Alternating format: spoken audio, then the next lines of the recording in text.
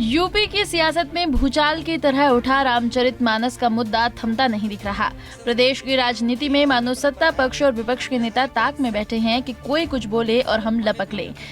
जी हाँ, ये हम नहीं बल्कि यूपी के नेताओं की ओर से हो रहे वार पलटवार सब कुछ साफ साफ देखा और सुना जा रहा है। दरअसल समाजवादी पार्टी के राष्ट्रीय अध्यक्ष और विधानसभा के नेता प्रतिपक्ष अखिलेश यादव ने मुख्यमंत्री योगी आदित्यनाथ पर तीखा हमला बोला और कहा कि मुख्यमंत्री जी बताएं कि शूद्र क्या है, हम सवाल पूछना बंद कर देंगे। ये आप लोगों को नहीं लिखना चाहिए। ये संविधान हमारा धर्म है। संविधान और बाबा भीमराव अम्बेडकर जी ने कोशिश की जाति खत्म हो जाए, डॉक्टर राममनोहर लोहिया जी ने कोशिश की जातियां खत्म हो जाएं, नेताजी कोशिश करते रहे कि जातियों का भेदभाव नहीं हो, लेकिन कुछ चीजें सच्चाइयां स्वीकार करनी पड़ेंगी। मैं आज अगर किसी जाति का हूं, मैं अपने बेटे को दूसरी जाति का नहीं बना सकता।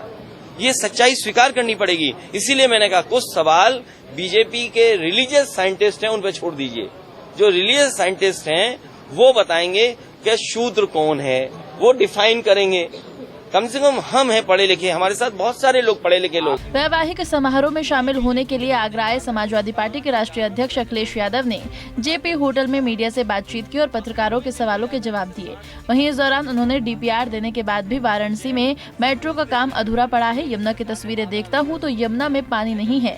यमुना नदी के किनारे भैंस घूम रही है। डिजॉल्व ऑक्सीजन की कमी होने की वजह से यमुना नदी में मछलियाँ मर रही है।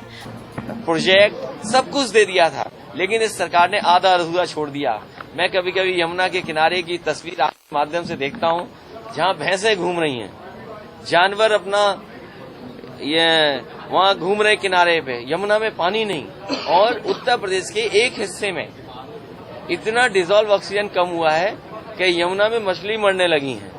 तो ये G20। अखिलेश यादव ने सवाल उठाते हुए कहा कि मुख्यमंत्री योगी आदित्यनाथ का एक इंटरव्यू पढ़ा था, जिसमें मुख्यमंत्री ने 70% MOU जमीन पर उतरने की बात कही थी। अखिलेश यादव ने कहा कि मुख्यमंत्री का इससे बड़ा झूठ और क्या होगा।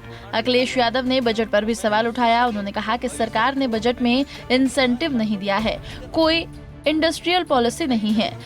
सरकार नौजवान, किसान और उद्योगपतियों को धोखा दे रही है। और फिर ये जो बजट आया, बजट में आपको कुछ मिला हो तो बता दो, किसान को कुछ मिला हो तो बता दे, महंगाई कम हुई हो तो बता दे, बेरोजगारी कम करने का फैसला लिया गया हो तो बता दे। तो जो बजट आया है देश का, ये विदाई बजट था। जैसे विदाई में गाना होता है, तो ये विदाई बजट था। जनता ने भी तय कर लिया है ये इनका विदाई बजट था। इस बार विदाई पक्की है इनकी। वहीं पत्रकारों के सवाल पर अखिलेश यादव ने ये भी कहा कि सरकार को जानवरों की हिफाजत करनी चाहिए, जबकि सरकार जानवरों की नसबंदी करा रही है। उन्होंने कहा कि बंदरों में हम हनुमान जी का रूप देखते हैं, लेकिन आगरा में बंदरों की नसबंदी करवाई जा रही है। यही बीजेपी के लोगों ने कहा था कि सांड और जानवर सड़क पर नहीं दिखेंगे। प्रधानमंत्री जी ने कहा कोई दिन नहीं जाता जिससे सांड से जान न चली जाए। और मैंने तो सुना है कि कई 100 करोड़ रुपए खर्च कर करके यहाँ जानवरों को नसबंदी कर रहे हैं। बताइए, नसबंदी कर रहे हैं ये लोग। जिन जानवरों की रक्षा करनी चाहिए थी, हनुमान जी हम देखते हैं, बंदरों में हम हनुमान जी देखते हैं। बताओ, उनकी नसबंदी कर रही बीजेपी के लोगों को। इसीलिए मैंने कहा ये रिलीजियस साइंटिस्ट हैं। ये रिलीजियस साइंटिस्ट ऐसे हैं, ऐसे एक्सपेरिमेंट करते हैं, खुद बुराई करें तो कुछ नहीं, अगर कोई दूसरा कुछ कह देगा तो उस पर आरोप लगा देंगे। ये ऑल इंडिया रामचरितमानस की कुछ चौपाइयों पर हुए विवाद के बाद मानो सत्ता पक्ष और विपक्ष आमने सामने आ चुके हैं, जिसके बाद देखना है कि आगामी लोकसभा चुनाव में इसका क्या प्रभाव पड़ता है। पंजाब केसरी टीवी के लिए आगरा से ब्रिजभूषण की रिपोर्ट। हमसे जुड़े रहने के लिए हमारे YouTube चैनल को सब्सक्राइब करें और नई वीडियो की नोटिफिकेशन के लिए बेल आइकॉन को दबाएं। अगर आप ये वीडियो Facebook पर देख रहे हैं तो लाइक जरूर करें और ज्यादा से ज्यादा शेयर करें। धन्यवाद।